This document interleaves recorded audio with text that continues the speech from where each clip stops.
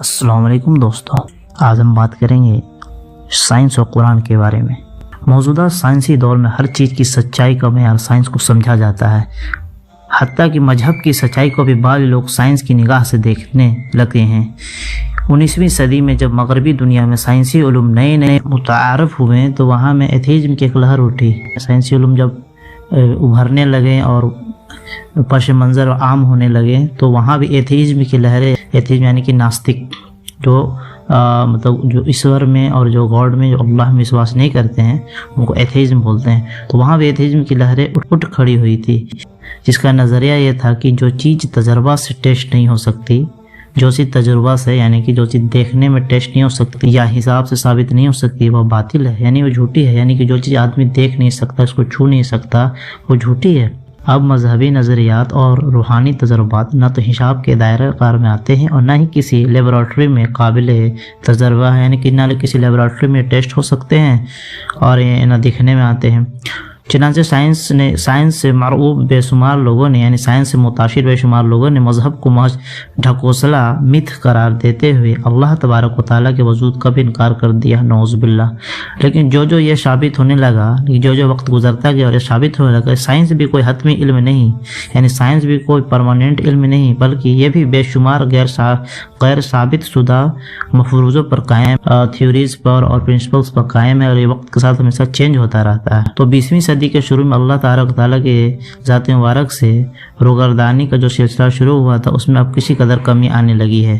20वीं सदी जब शुरू हुई तो अल्लाह ताला से जो साइंस के जो पढ़ने की वजह से जो लोगों के अंदर रोगरदानी पैदा हो गए थे, जो कि ज़्यादातर एथीज़्म बनते जा रहे थे। लेकिन 20वीं सदी शुरू हुआ, उसके बाद धीरे धीरे अल्लाह ताला की तरफ रुजू होना शुरू हुआ। अब किसी कदर कमी आने लगी है, लेकिन साइंस ने आज़ादी राय तहक़ीक़ और तनकीद के हक़ में जो फ़जा पैदा की थी, मजहब उसके जद से बच न सके।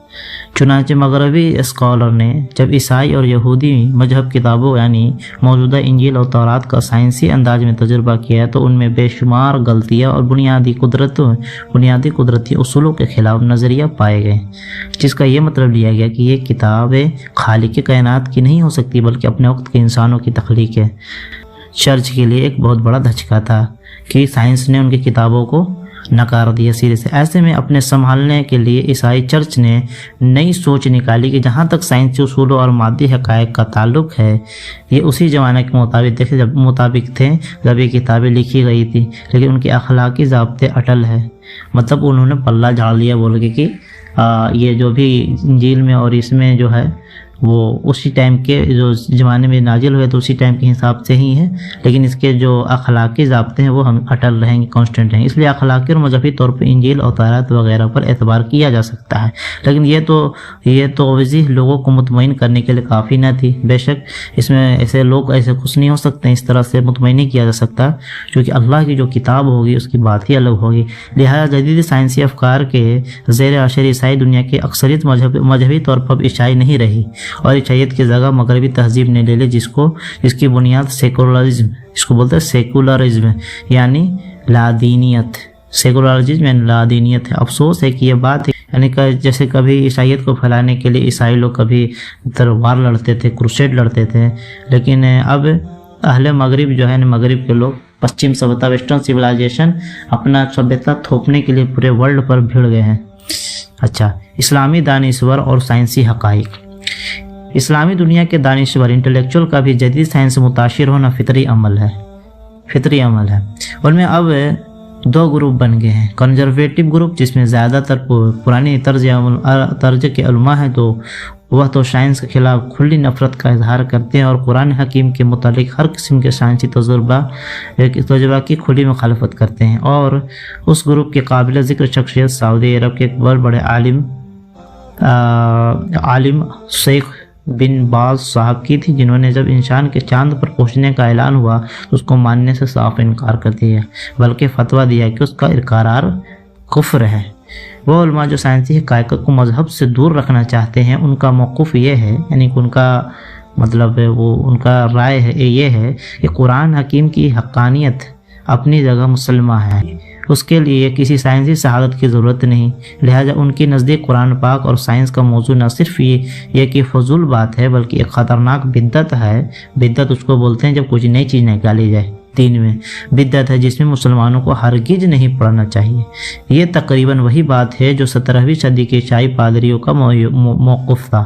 مثلاً جب پہلی دفعہ سائنسدانوں نے کہا کہ زمین اپنی تخلیق میں اربوں سال پرانی ہے تو انگلینڈ کے لارڈ بشپ جو چرچ کے پادری ہوتے ہیں، نہ صرف اس نظریہ کی پرزور مذمت کی، یعنی کہ اس کو پوری طرح ڈینائی کر دیا، کہ بلکہ یہ بھی بتایا کہ زمین کی عمر صرف 6000 سال ہے۔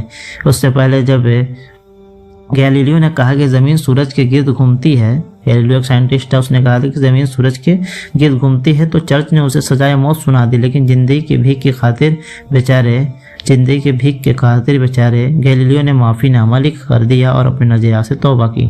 لیکن بالآخر سائنس جیت گئی۔ چرچ کی ہار عیسائیت کی ہار ثابت ہوئی، اس کا نتیجہ آج کل کے مغربی لادینیت کی شکل میں ساری دنیا میں بھگت رہی ہے، ویسٹرنائزیشن کے روپ میں۔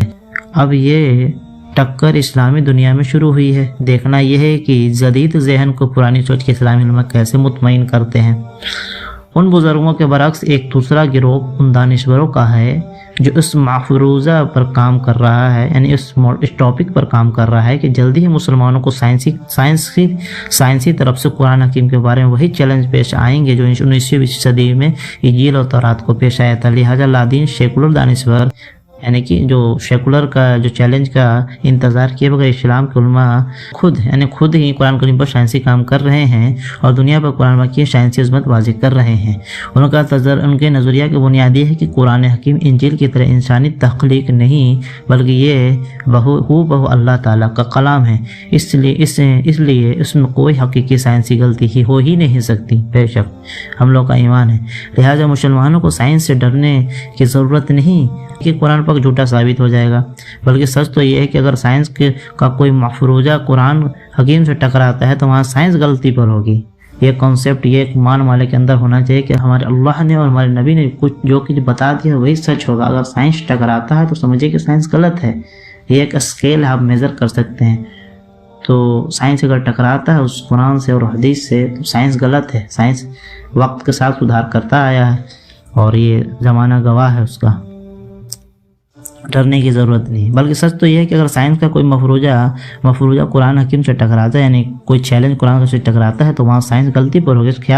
ان کا خیال ہے کہ سائنس اور قرآن پاک کے درمیان موافقت دے کر مشرق ہو یا مغرب ہر جگہ کے عقل سلیم رکھنے والے دانشور اسے متاثر ہوئے بغیر نہیں رہیں گے۔ اس لیے ان کے نزدیک فی زمانہ قرآن پاک پر سائنس کے حوالے سے ریسرچ اسلام کی بہت بڑی خدمت ہے، وقت کی اہم ضرورت۔ اور آگے بڑھتے ہیں۔ اس میں دیکھا جائے تو دونوں قسم کی اسلامی دانشور اپنی اپنی جگہ ٹھیک ہے۔ اس میں سے کوئی شک نہیں کہ کسی مسلمان کے لیے قرآن حکیم کی حقانیت پر ایمان کے لیے کسی سائنسی یا غیر سائنسی شہادت کی ضرورت نہیں، لیکن قرآن پاک بذات خود یہ چاہتا ہے کہ اس کی آیت پر خوب غور فکر کیا جائے، بلکہ تقریباً ایک چوتھائی کلام پاک تو انسان کو اس پر آیت پر غور کرنے کے ہی بارے میں بار بار قرآن شریف تنقید کرتا ہے کہ غور فکر کرو، قرآن میں غور فکر کرو۔ ایسے فکر کا ہی دوسرا نام سائنس ہے۔ لہذا قرآن حکیم میں سائنسی غور و فکر اللہ تعالیٰ کے حکم کے وضع آوری اور ایک زبردست عبادت ہونا چاہیے، لیکن اس کا کام میں کم علمی یا بے صبری خطرناک ہو سکتی ہے۔ اس لیے یہ کام ایسے لوگوں کو کرنا چاہیے جو ایک خاص علمی مرتبہ رکھتے ہوں۔ یہ اللہ تعالیٰ سے ڈرنے والے، صحیفہ قدرت میں خوب غور کرنے والے، صحیفہ قدرت کے نظاروں میں، قدرت کے باریکیوں میں غور کرنے والے سمجھدار حقیقت پسند مسلمان ہیں جو کسی دوسری عزم یا سائنس سے مرغوب نہیں لیکن اس سے انکار بھی نہیں کرتے ہیں۔ اسلامی دنیا میں ایسے لوگوں کی بڑی کمی ہے۔ اس سے خلا کو پورا کرنے کے لیے کچھ ایسے بھی لوگ سامنے آئے ہیں جو بڑے پرجوش ہیں، لیکن ان کی قرآنی واقفیت اور سائنسی علم سطحی ہے۔ صاف ظاہر ہے کہ اس طرح کے جو سیلے، کم علم اور کم فہم لوگ اس نازک اور حساس موضوع کی کوئی صحیح خدمت نہیں کر سکتے، بلکہ الٹا بہت سی غلط فہمیوں کا باعث بن رہے ہیں۔ اس لیے کوئی بھی ایسے ہی تحقیق نہ شروع کرے خاص نالج کے ساتھ آئے اس میں تحقیق کی لائن میں۔ ان کے اسلام سے محبت اپنی جگہ قابل قدر ہے، لیکن مشورہ یہی ہے کہ وہ قرآن پاک اور سائنس دونوں کو اس وقت تک معاف رکھیں جب تک وہ علم کی پختگی کو نہیں پہنچتے۔ قرآن کریم کی غلط تعویلات سے بعض اوقات نئی دریافتوں کے دعوے بھی کر بیٹھے ہیں۔ مثلاً ایک صاحب نے حال ہی میں اپنی کتاب قرآن اور سائنس میں شمسی نظام کے بار ہوئے 12ویں سیارے کے دریافت کا اعلان کیا ہے، بلکہ یہ تک کہہ دیا کہ عرش بری اسی سیارہ پر ہے۔ مطلب اللہ تعالیٰ عرش پر ضرور ہیں، لیکن اس کی کرسی کی وسعت بھی تمام آسمان و زمین سے زیادہ ہے، اس لیے عرش اعلیٰ اور کرسی کی کائنات کے حدود میں لانا ایک فحش غلطی ہو گئی، مطلب کم علمی کو جیسے۔ ایک اور صاحب جن کی تعلیم BA ہے، وہ قرآن حکیم کی چند آیت کے حوالے سے آئنسٹائن کے نظریہ تھیوری آف ریلیٹیوٹی کا انکار کرتے ہیں، حالانکہ اس نظریہ اضافت کے سلسلے میں قرآن پاک سے ثبوت پیش کیے جا سکتے ہیں۔ ان سب حضرات میں قدر مشترکہ یہ ہے کہ عام طور پر وہ سائنس نہیں جانتے، اس لیے گڑبڑ ہوتی ہے۔ مغرب سے بے حد مرعوب ہے، مسلمانوں کی سائنسی پشماندگی کو محسوس کرتے، چنانچہ اس کمی کو پورا کرنے کے لیے وہ پہلے اپنے ذہن میں کوئی نام نہاد سیڈو سائنسی تھیوری بنا لیتے ہیں اور پھر اس کے ثبوت کے لیے قرآن کریم سے آیت ڈھونڈنا شروع کر دیتے ہیں۔